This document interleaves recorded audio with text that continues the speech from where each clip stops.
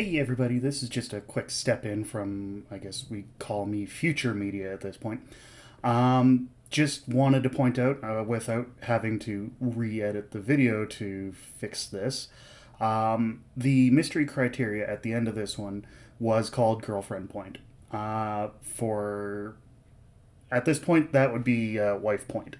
So just, Wife Point. Dead. Media proudly presents. Hey cinephiles, Dead Media here, and welcome back to Couch Kernels.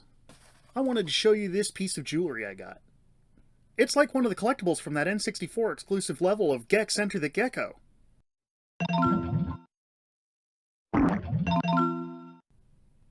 Oh right, I guess it's also from that James Cameron movie. Might be why it's so small. You know what cold water does to stuff. I was in the pool! I was in the pool! Anyways, you might have guessed or seen in the thumbnail, today we're talking about Titanic. The James Cameron classic that turns 25 years old this year and held the top spot as highest grossing all-time movie for quite some time. Now, like I said, this movie is 25 years old and considered a classic, so if I retread ground someone else has already covered, that won't be too surprising. Regardless, today's criteria are as follows: plot and writing, acting, dialogue, visuals and effects, soundtrack, and today we have the return of mystery criteria. Now, in this one, 17-year-old Rose is embarking on a return voyage to the States with her mother and the 30-year-old man she's betrothed to, since her father has recently passed, and she and her mother no longer have the money to keep them in the manner to which they have become accustomed. Also traveling to the States aboard this grand vessel is Jack, a vagabond who won his way aboard in a hand of poker 5 minutes before the ship set sail. Lucky bloody you. Rose does little on the voyage to hide her disdain for everything going on around her, particularly the gossip of her mother and the other rich girls, and the habits of her would-be future husband. One night, she decides she's had enough and runs all the way to the very back railing of the ship, intending to fling herself off into the inky depths of the North Atlantic, but she ran past Jack on her way there, and he decides to try to convince her not to do it. No! Don't jump! Okay, no jump! He manages to talk her back on board and is rewarded by being invited to dine with the fancy folk the following night. He spends most of the next day pestering and hanging around Rose, who slowly begins to realize that she likes him quite a bit better than the guy she came on board with.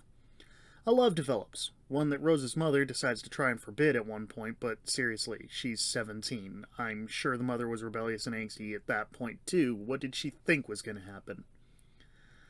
It's interesting that this movie managed to make the real-world tragedy into a B-story for the movie. I spent several years not bothering to watch it, always telling people, I know how it ends. But the story is well written and deserves a kernel. And now it's time for Ranting with Media, an unscripted segment brought about because media felt a strong urge to get nitpicky. Alright, so hear me out. You're not going to like what I've got to say, probably. Because, well, we're talking about the door. We have to talk about the door, because this pisses me off. You got all these people who claim to love this fucking movie, but they constantly are like, oh, they both could have fit on the door, or they both could have fit on the... No, they fucking couldn't, okay? Look, they could not fit on the door. Somebody did the math on it, and I'm actually going to put that picture up on screen right here, right here now. See, so that picture, that covers a Reddit post, I think, that covered the, somebody did the math on the buoyancy of the door and how they couldn't possibly both fit. Now, you probably are just going, oh, that's just something you found on Reddit. Yeah, and it was found on Reddit and somebody sent it to me.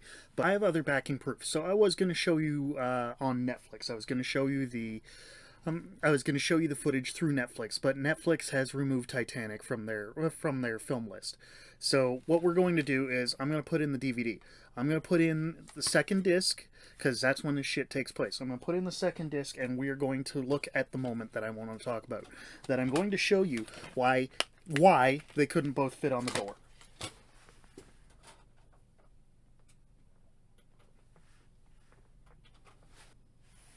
Okay, so you ready? This is 58 minutes and 40 seconds into the second disc of the movie, or roughly 2 hours, 46 minutes, and 40 seconds into the movie. Okay, so get rid of the go-to menu. Wait, I'm gonna get rid of that menu. Now, let's look at the movie. Now, let's watch, okay? Let's watch here.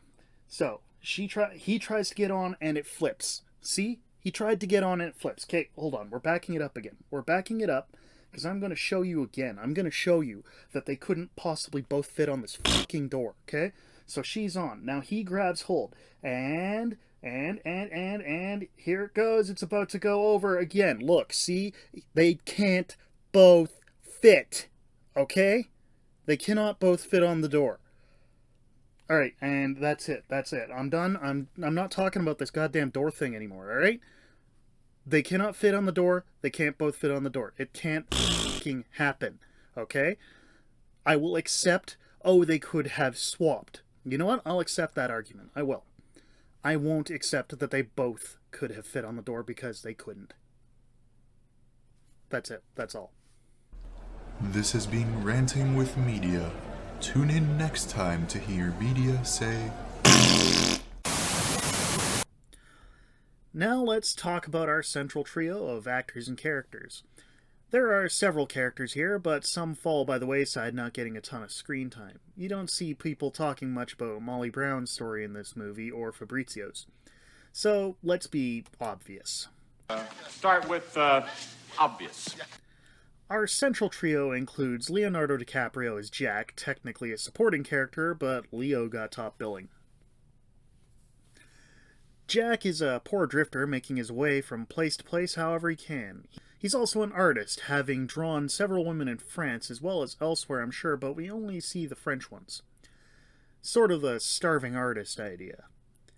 The actual star of the movie, or at least the one whose story is being told, is Kate Winslet as Rose. The older version of the character, the one telling the story and who became the "it's been 84 years" gif, was Gloria Stewart, who was actually 87 when the movie came out, not 101 as she was portrayed. Miss Stewart actually passed away in 2010, having legitimately reached 100 years of age.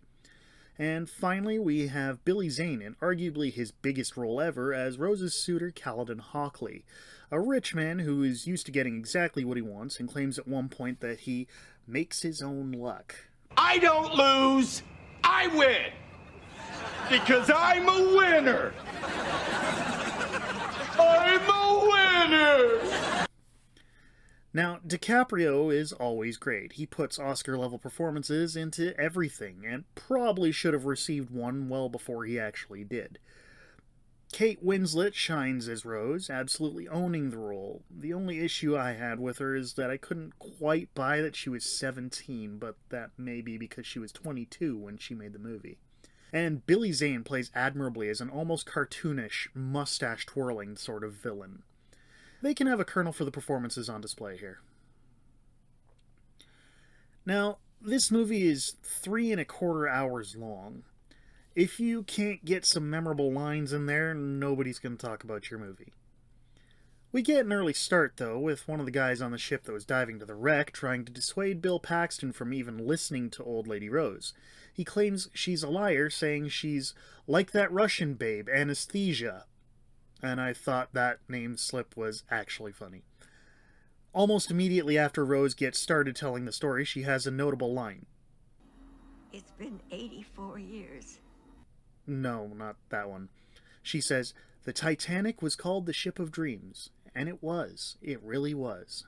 Early in the voyage, Jack and Fabrizio are at the front of the ship, and Fabrizio says, "I can see the Statue of Liberty already. Very small, of course." Sorry, my accent sucks, but so does his. Right after this, Jack does what basically everyone has done getting on a boat since, standing on the railing and shouting, "I'm the king of the world!" At the dinner with the rich folks, they're all looking down their noses at Jack and his choices, but he just tells them, "I figure life's a gift and I don't intend on wasting it." Another extremely quotable moment is just before the drawing scene when Rose tells Jack, "I want you to draw me like one of your French girls." And there is a funny story there, but I think it can wait until another time. Oh, incidentally, do you know who actually did the drawing in that scene? as well as every other drawing in Jack's book? Director James Cameron. It's his hands we see drawing the picture in the scene. One other line here from near the end of the movie is spoken by older Rose. She says of Jack at this point, "He saved me in every way that a person can be saved." All of these quotes are lovely. I have another moment to mention, but we won't count it as a quote. At the end, Rose tells Jack she won't let go. A little bit later, she says it again as she immediately lets him go. Want to know how much movie time elapsed there?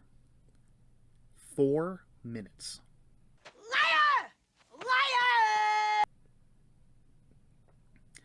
Anyway, as for the quotes, there are 7 of them, almost doubling the amount required, so we can certainly give them a kernel for dialogue here.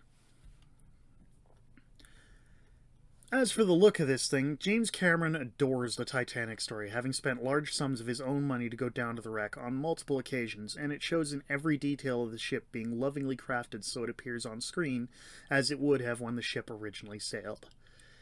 The effects here are a combination of CGI and practical, aging remarkably well since 1997. I don't have a lot to say about the effects work here or anything, but at the same point, I still think it deserves a kernel. It was dumb. It was obvious! It was pointless. It was short! I loved it. Obviously, the soundtrack is iconic. It uses several instrumental versions of the same track, the one Celine Dion wrote for the movie, but between that and the effective work on a score from James Horner that evokes all the necessary emotions, the score is effective. Oh, by the way, in one of the scenes near the end where the orchestra members are playing music on the deck of the ship and it sinks, did you ever notice the guy in the background chucking deck chairs overboard? I didn't notice him the first time I saw the movie, but Big Country actually told me about him recently. Apparently that guy is based on a real guy who, when he found out the ship was sinking, decided to get drunk out of his goddamn tree. Once he began throwing furniture overboard, giving people something to cling to in the water. He also survived longer in the water as an additional effect of the alcohol. It was an interesting story and fun to see being portrayed, even if they couldn't legitimately give him screen time. Back to the soundtrack, though, it deserves a kernel. On to the mystery criteria. I'm calling today's the girlfriend point. This one is pretty straightforward. I asked my girlfriend to write me a short paragraph, a couple of sentences talking about her thoughts on this movie. She said the following. "You Jump, I Jump, Jack is one of the many reasons I love Titanic. It sets the stage for epic romance. A young man from the wrong side of the tracks and a beautiful woman in need of saving. In conclusion, Titanic is a love story for the ages." This sounds to me like she'd kill me if I didn't award the girlfriend point here, so we will be giving a kernel for the mystery criteria. Now let's tip out our bucket and see what we have. Well, folks, it's our first 6 out of 5.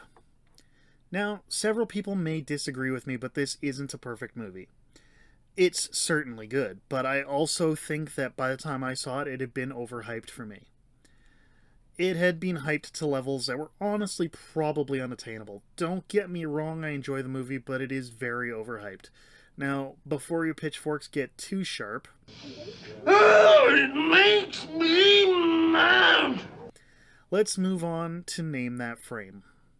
This is a continuation of the round started in the My Bloody Valentine video.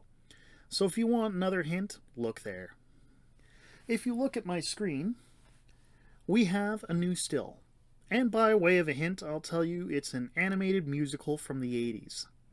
Know what it is? Comment below. We'll be revealing the answer on the next video. That's all for me, folks, but I'll be back soon with another one. Bye.